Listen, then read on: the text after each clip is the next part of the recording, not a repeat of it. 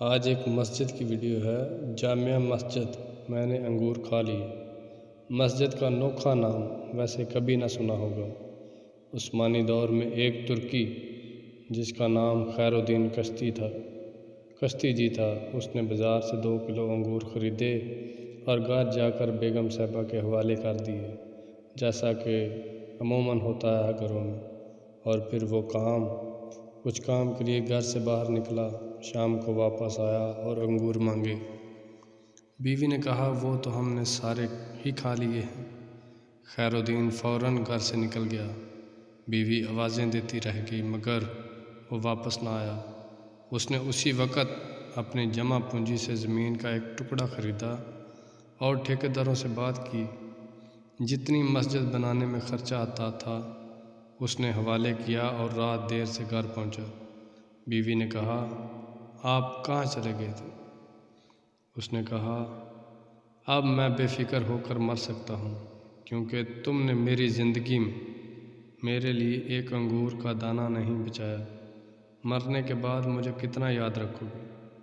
اس کی بنائی گئی مسجد میں 200 نمازیوں کے لیے نماز پڑھنے کی گنجائش ہے، اور اس نے اس وقت اس مسجد کا نام سانکی عظم یادیم رکھا، جس کا معنی بنتا ہے گویا کہ میں نے انگور کھا لیے۔ جامعہ مسجد میں نے انگور کھا لیے۔ یہ مسجد آج بھی استنبول میں موجود ہے۔ ایک اور روایت کے مطابق خیرالدین جب بازار جاتا تو اپنی کمر کے ساتھ ایک ڈبہ باندھ لیتا۔ بازار میں موجود کسی بھی شے کو کھانے کا دل کرتا تو اس کی قیمت اس ڈبے میں ڈال دیتا تھا۔